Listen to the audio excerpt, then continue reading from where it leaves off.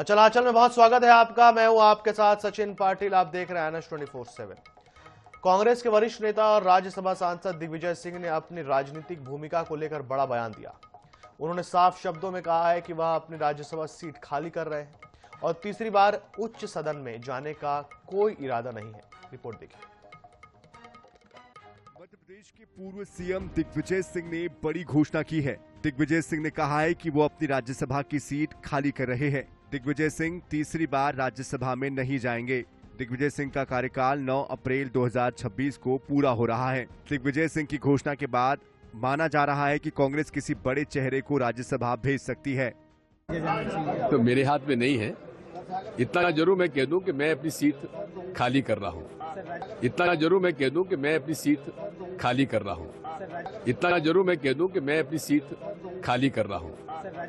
दिग्गी की घोषणा के बाद राज्यसभा भेजने को लेकर बयानबाजी का दौर शुरू हो गया है। कांग्रेस के SC विभाग के अध्यक्ष ने अनुसूचित जाति वर्ग के नेता को राज्यसभा भेजने की मांग की है। वहीं पूर्व सीएम कमलनाथ, पूर्व प्रदेश अध्यक्ष अरुण यादव जैसे दिग्गज नेता राज्यसभा की दौड़ में हैं। बीजेपी तंज कस रही है कि कांग्रेस में लट्ठम लट्ठा कोई नई बात नहीं है।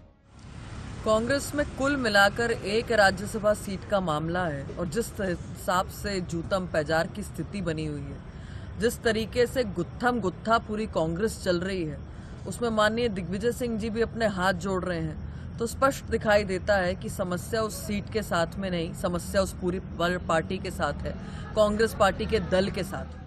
दिग्विजय सिंह राज्यसभा की सीट खाली कर मध्य प्रदेश पर फोकस करना चाहते हैं। बता दें कि मध्य प्रदेश में राज्यसभा की कुल 11 सीटें हैं। इनमें से 3 पर कांग्रेस का कब्जा है, जबकि 8 पर बीजेपी का। इस साल मध्य प्रदेश में राज्यसभा की 3 सीटें खाली हो रही है। 9 अप्रैल को कांग्रेस नेता दिग्विजय सिंह का कार्यकाल पूरा हो रहा है। इसके साथ ही बीजेपी सांसद सुमेर सिंह सोलंकी का भी कार्यकाल इसी दिन पूरा हो रहा है, जबकि जून 2026 में जॉर्ज कुरियन का कार्यकाल पूरा होगा। Bureau report NS 24/7 Bhopal. मंगलवार को ISBT स्थित नगर निगम कार्यालय में निगम परिषद की बैठक हुई। बैठक में स्लॉटर हाउस में गौमांस मिलने का मुद्दा गरमाया। निगम अध्यक्ष ने मामले में लिप्त संबंधित डॉक्टर, अधिकारी और नगर निगम के 11 कर्मचारियों को निलंबित कर दिया। बावजूद इसके विपक्ष ने जमकर हंगामा किया और सदन की कार्यवाही के बीच वॉकआउट कर दिया। हालांकि बैठक में शहर से जुड़े 3 अहम प्रस्तावों को पारित किया गया। निगम परिषद की बैठक एक बार फिर हंगामे की भेंट चढ़ी। सदन में इस बार स्लॉटर हाउस का मुद्दा ही चर्चा में रहा। सदन की कार्रवाई शुरू होने से पहले ही हाथों में पोस्टर लेकर कांग्रेस पार्षदों ने हंगामा किया। इतना ही नहीं, इस बीच बीजेपी के पार्षद देवेंद्र भार्गव इस मामले पर भावुक हो गए और खुद को जिम्मेदार ठहराते हुए इस्तीफा देने की बात कही। मेयर इन काउंसिल की जिम्मेदारी बनती थी कि उनको फाइल पढ़ना चाहिए और उन्होंने कैसे स्वीकृति दे दी 20 साल की लीज पर, बिना पार्षदों को बताए हुए, बिना परिषद के अंदर आए हुए। आज आपने देखा होगा कि सभी पार्षद एक जबान है और अध्यक्ष जी ने व्यवस्था दी, आसन दी से, लेकिन उसमें उन्होंने पार्शलिटी करी। उन्होंने सबके नाम लिए कि जो आरोपी हैं उनके ऊपर कार्रवाई हो। बचपन से मुझे गौमाता कीजिए और गौमाता की रक्षा सिखाया गया है। आज उस गौमाता पे अगर कोई अत्याचार हो रहा है, उसके लिए मौके से खड़ा होना पड़ेगा, उसके लिए मुझे इस्तीफा देना पड़ेगा। इससे पहले अगर मैं मर जाता तो ऐसा होता, इसलिए मैं सदन छोड़ के आया हूँ। मैं उस विचार के लिए काम करता हूँ, पार्षद बनने के लिए मैंने काम नहीं। पक्ष और विपक्ष की ओर से सदन में हुए हंगामे के बाद निगम अध्यक्ष किशन सूर्यवंशी ने सख्त लहजे में कहा, राजधानी को मांस की मंडी नहीं बनने देंगे। इसके बाद उन्होंने स्लॉटर हाउस को ब्लैकलिस्ट कर तत्काल प्रभाव से डॉक्टर को निलंबित और उससे लगे नगर निगम के 11 कर्मचारियों को भी निलंबित करने के निर्देश दिए। जो भी इसके अंदर अपराधी है, चाहे वो कर्मचारी हो, चाहे वो अधिकारी हो, चाहे कोई दूसरे हो, उन सबको जांच के दायरे में लेते हुए उन पर कार्रवाई सुनिश्चित की जानी चाहिए। स्लॉटर हाउस भी स्थायी रूप से बंद हो और जो भी इसके लिए प्रक्रिया की जाए, वो सारी प्रक्रिया का पालन आयुक्त की जिम्मेदारी है कि उन सारे नियम कायदों को लेते हुए उनका पालन करें।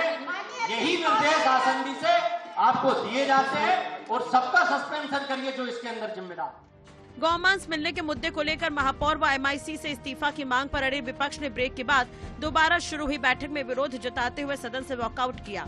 जिसके बाद भोपाल नगर निगम परिषद की बैठक में शहर से जुड़े 3 अहम प्रस्ताव बहुमत से पारित किए गए। बैठक में मुख्य रूप से जल कनेक्शन व्यवस्था, विवाह पंजीयन शुल्क और अमृत 2.0 योजना शामिल है।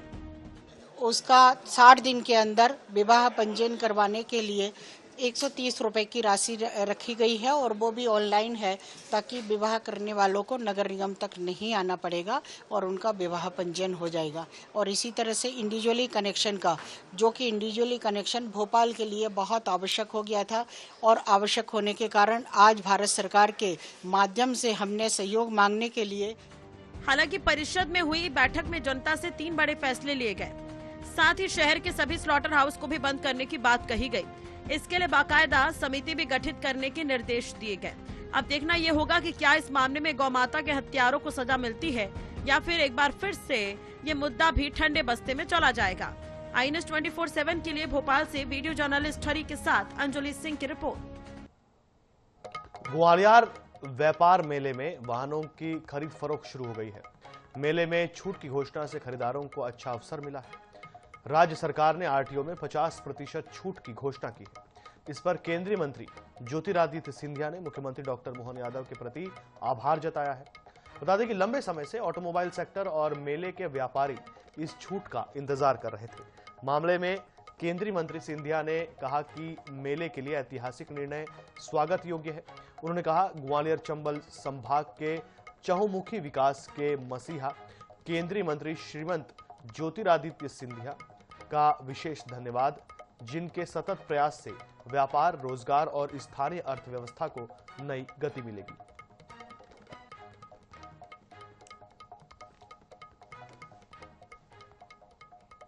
मुख्यमंत्री डॉक्टर मोहन यादव की अध्यक्षता में हुई मंत्री परिषद की बैठक में कई अहम और जनहितैषी फैसले लिए गए। इस बार बैठक में नवाचार देखने को मिला, जब सभी मंत्री टैबलेट के साथ शामिल हुए। बैठक में शिक्षकों के लिए बड़ी सौगात देते हुए चतुर्थ क्रमोन्नत वेतनमान योजना को मंजूरी दी गई। इसके साथ ही मुख्यमंत्री ने प्रदेशवासियों को मकर संक्रांति और लोहड़ी पर्व की शुभकामनाएं भी दी। क्या क्या अहम फैसले रहे, रिपोर्ट में देखिए। 1 जुलाई 2023 अथवा उसके बाद की तिथि से 35 वर्ष की सेवा पूर्ण करने वाले शैक्षणिक संवर्ग के सहायक शिक्षक तथा नवीन शैक्षणिक संवर्ग के प्राथमिक एवं माध्यमिक शिक्षकों को चतुर्थ क्रमोन्नत वेतनमान योजना प्रभावशील किए जाने की स्वीकृति प्रदान की गई है। इसके लिए 322 करोड़ 34 लाख रुपए की स्वीकृति दी गई है। मुख्यमंत्री ने प्रदेशवासियों को मकर संक्रांति, नई फसल के स्वागत और पावन पर्व लोहड़ी की शुभकामनाएं दी। सांदीपनी विद्यालय योजना के तहत द्वितीय चरण हेतु 200 सर्व सुविधा संपन्न सांदीपनी विद्यालय की स्थापना की स्वीकृति कैबिनेट ने दी है और इसमें लगभग 3660 करोड़ रुपए व्यय होंगे। शैक्षणिक वर्ग के शिक्षकों के लिए चतुर्थ क्रमोन्नत वेतनमान योजना लागू करने की स्वीकृति सहायक शिक्षक तथा नवीन शैक्षणिक संवर्ग के समयमान वेतनमान उपलब्ध हो सकेगा। इसमें 322.34 करोड़ का अनुमानित व्यय आएगा।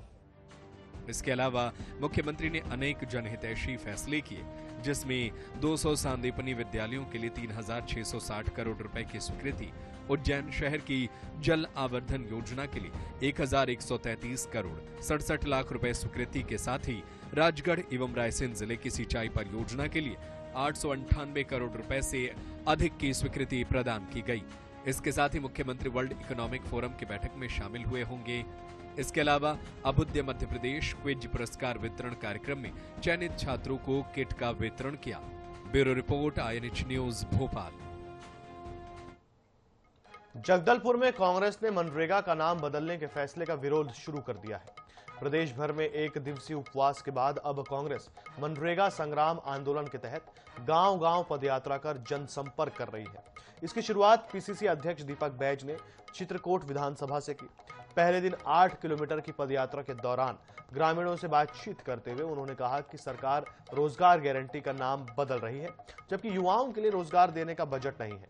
बैज ने कहा कि यह आंदोलन अब पूरे देश में चलेगा और सरकार युवाओं को रोजगार न मिलने देना चाहती है।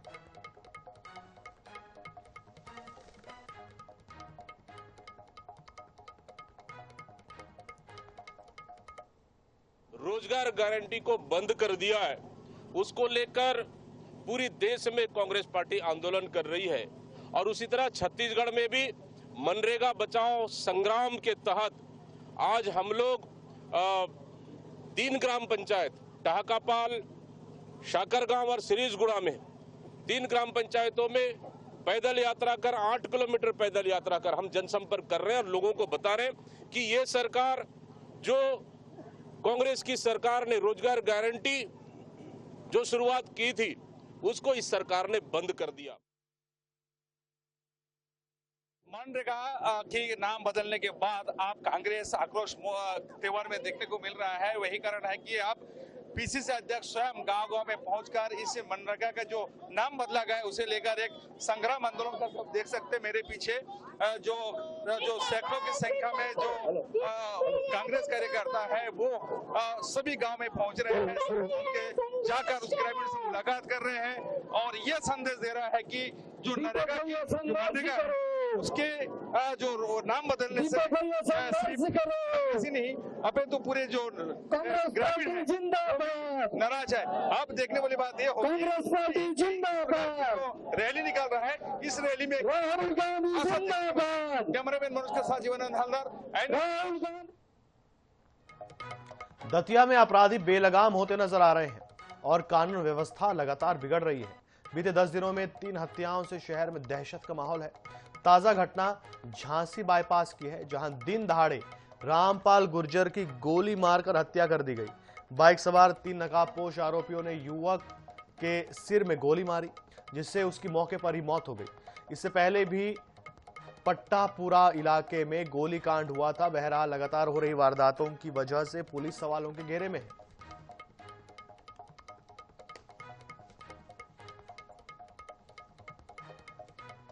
सागर बाईपास रोड के पास घटनास्थल चिन्हित हुआ था और तत्काल इलाज के लिए उनको जिला अस्पताल ले जाया गया था, जहां पर इलाज से पहले उनके डेथ हो गई थी। तत्काल एसडीओपी और थाना प्रभारी मौके पर पहुंचे और फिर जिला अस्पताल पहुंचे। उनके परिजनों से बातचीत अभी की जा रही है। फिलहाल जो आरोपी है वो अज्ञात है, बट सभी सीसीटीवी फुटेज और इनके जो परिवारजन है उनसे उनके पुराने किनसे रंजिश है उन एंगल्स पे इस पे हम लोग अभी पड़ताल कर रहे हैं। तिल्दा नेवरा में सांस्कृतिक समागम कार्यक्रम घासीदास चौक के बाईपास आयोजित हुआ, जहां मंत्री टंकराम वर्मा देर शाम शामिल हुए। उन्होंने कार्यक्रम की प्रशंसा करते हुए प्रतिभागी विद्यालयों की छात्र छात्राओं को बधाई दी और विद्यार्थियों के सांस्कृतिक कार्यक्रमों में छत्तीसगढ़ी गानों पर थिरके।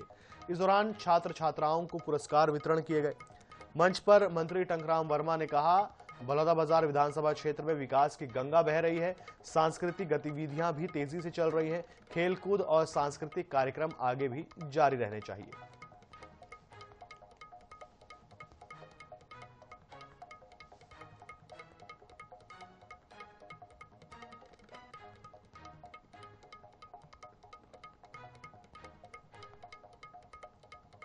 स्वामी विवेकानंद जी की जयंती पर नगर पालिका तिल्दा नेवरा में युवा दिवस का आयोजन किया गया। इसमें हमारे क्षेत्र के सभी युवा साथी, हमारे विद्यालय के सभी हमारे बच्चे भाग लिए। स्वामी विवेकानंद एक महान दार्शनिक, आध्यात्मिक और हमारी भारत की संस्कृति को विश्व पटल पर रखने वाला अद्भुत व्यक्ति था।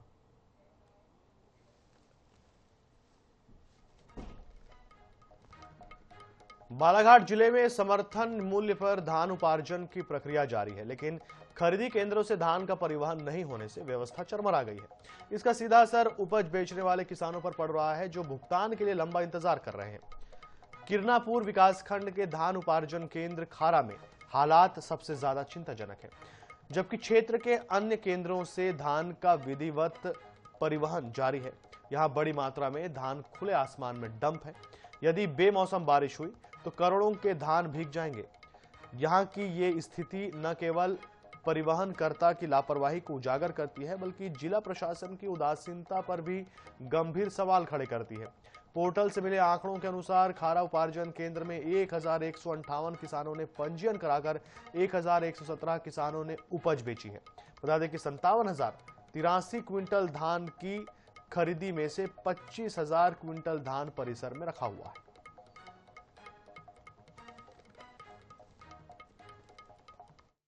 किसानों की बहुत बुरी स्थिति है। वो इसीलिए है कि समय शादी विवाह सब खर्च पानी का आ रहा है और किसान उसी उम्मीद पे यहाँ धान देता है, जो कि यहाँ देखा जा रहा है कि परिवहन कई दिनों से हो ही नहीं रहा है। अब यहाँ कहीं ना कहीं सरकार से हमारा निवेदन है कि ये परिवहन जल्दी करवा के, क्योंकि बताया जाता है कि जब तक धान उपार्जन केंद्र से परिवहन नहीं होगा तब तक उस किसान के खाते में पैसा नहीं आएगा। समर्थन मूल्य पर धान उपार्जन की प्रक्रिया जो है अब लगभग अंतिम पड़ाव पर है और कुछ ही दिन शेष है, लेकिन हम देख रहे हैं कि बालाघाट जिले में उपार्जन प्रक्रिया के दौरान जो अव्यवस्थाएं आ रही है, लगातार शिकायतें आ रही है और शिकायतों का निराकरण नहीं हो पाना कहीं ना कहीं एक बड़ी चिंतनीय विषय बनते जा रहा है। खासकर बड़ी विषय इसलिए है क्योंकि लगातार यहाँ पर देख रहे हैं कि किसान अपना स्लॉट बुकिंग करते हुए आ रहे हैं और उपार्जन केंद्रों पर वो धान लेकर पहुंच भी रहे। किसानों से धान खरीदी भी हो रही है, लेकिन केंद्रों के हालात इतने बिगड़ चुके हैं कि परिवहन न होने की वजह से लगभग जो अव्यवस्था है वो पूरी तरह से चरमरा गई है और कहीं ना कहीं किसानों को भी अपनी जो उपज का जो दाम है उसका इंतजार करना पड़ रहा सकता है। हमारे साथ कंप्यूटर ऑपरेटर पारदी जी। पारदी जी, ये बताइए कि क्या वजह है, बड़ा स्लॉट यहाँ पर डंप रखा हुआ है, परिवहन हो जाना चाहिए था और कहीं ना कहीं किसान भी अपनी उपज का दाम का इंतजार कर रहे हैं। सर, यहाँ पे यह जो केंद्र है सब में से राजस्थान बहुत बड़ा केंद्र है यहाँ पे, और यहाँ का जो पंजीकृत किसान जो है 1158 जो कुल किसान है अपने पास, जिसमें आज के वर्तमान में 1117 किसानों ने अपनी धान की उपज बेच चुकी है। और ये जो दिख रहा है यहाँ पे परिवहन न होने के कारण है। परिवहन समय समय पे हो जाता है तो क्या है कि इतना नहीं दिख पाता यहाँ पे। मेन वजह है परिवहन। ये पहला ही साल है या फिर हर साल ऐसी व्यवस्था रहती है? ये पहला ही वर्ष है जिसमें इतनी परिवहन नहीं हो पाया समय पे। और एक बात है साहब कि आगामी 26 जनवरी को यहाँ पे बहुत भव्य मेला होता है जी। आगामी अपने को यहाँ बहुत बड़ा संकट समझ में आ रहा है कि समय परिवहन ना होने के कारण 26 जनवरी जो मेला होता है कि यहाँ दिक्कतें बन सकती हैं। पर धान का जो उपार्जन प्रक्रिया है वो चलना है और उसके बाद में ये जो खरीदी प्रक्रिया है जो मध्य प्रदेश में समाप्त हो जाएगी। और बालाघाट जिले में हम देख रहे हैं कि लगातार उपार्जन केंद्रों में अव्यवस्थाएं बिगड़ती जा रही, किसान चिंतित है और अपनी उपज का दाम का जो राशि आने का वेट कर रहे हैं और वो कहीं ना कहीं चाहते हैं कि जल्दी से अगर परिवहन हो जाएगा तो उनको राशि भी है जल्दी उनके खाते में आ जाएगी। राहुल टेमरा, 24 बालाघाट। छिंदवाड़ा जिले के गुरैया बाईपास में एक युवक चाइनीज मांझे की चपेट में आ गया। इस घटना में 24 साल का राहुल गंभीर रूप से घायल हो गया। मांझे से युवक का गला बुरी तरह कट गया है। वहीं बाइक से गिरने के कारण उसके कंधे और पसली में भी चोटें आई हैं। घायल को गंभीर हालत में हॉस्पिटल के आईसीयू में भर्ती कराया गया है, जहां उसे 14 टांके लगाए गए हैं। फिलहाल युवक की हालत खतरे के बाहर बताई जा रही है। जानकारी के अनुसार राहुल अपने पिता को लेने जा रहा था, तभी गुरैया बाईपास पर अचानक वह सड़क पर फैले चाइनीज मांझे की चपेट में आ गया। मांझा उसकी गर्दन में लिपट गया, जिससे गर्दन गहरी कट गई। घटनास्थल के पास लोगों ने उसे अस्पताल पहुंचाया।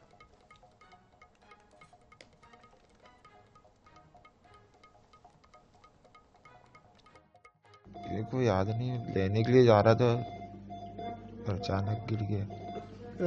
मांझे से कटा आपका गला ये? हाँ। कहाँ कटा है ये? बाईपास में। वो मांझा के वजह से हुआ है। क्या? गला का। ये हमको भी नहीं पता था, दूसरे से शिकायत मिली थी। कौन सा जिनको कटा है? भाई है हमारा। एनआईटी रायपुर से जुड़े एक अहम मामले में छत्तीसगढ़ हाईकोर्ट ने सख्त रुख अपनाया है। पूर्व रजिस्ट्रार डॉक्टर आरिफ खान को पद से हटाए जाने के मामले में हाईकोर्ट के आदेश की अवहेलना को लेकर एनआईटी रायपुर के डायरेक्टर डॉक्टर नारायण प्रभु वेंकटरमन और तत्कालीन रजिस्ट्रार डॉक्टर नरेंद्र दिगंबर लोधे को अवमानना नोटिस जारी किया गया है। अदालत ने प्रथम दृष्टया दोनों अधिकारियों को न्यायालय के आदेश की अवहेलना का दोषी माना है। दरअसल ये पूरा मामला 2021 में नियुक्त रजिस्ट्रार डॉक्टर आरिफ खान से जुड़ा है, जिन्हें बिना कोई ठोस कारण बताए पद से हटा दिया गया था। इसके खिलाफ डॉक्टर आरिफ खान ने छत्तीसगढ़ हाईकोर्ट में याचिका दायर की थी। जिस पर सुनवाई के बाद कोर्ट ने निलंबन आदेश को अवैधानिक करार देते हुए निरस्त कर दिया था। अदालत ने डॉक्टर आरिफ को एनआईटी में पुनः रजिस्ट्रार पद पर कार्यभार ग्रहण करने का विकल्प भी दिया था।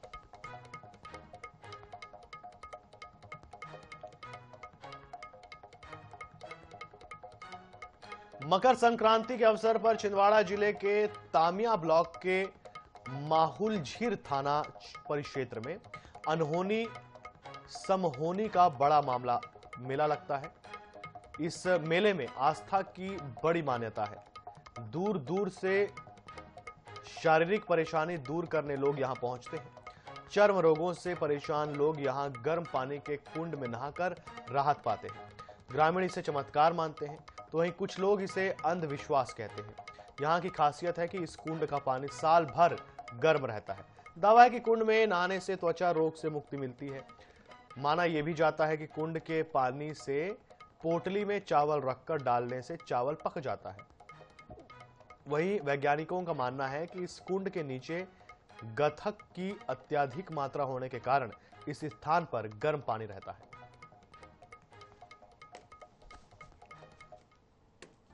यहाँ पर सैकड़ों वर्षों से प्राकृतिक तौर पे गर्म पानी निरंतर निकलते आ रहा है। 24 घंटे यहाँ पे गर्म पानी निकलता है और जिसका अभी तक पता नहीं लगा है।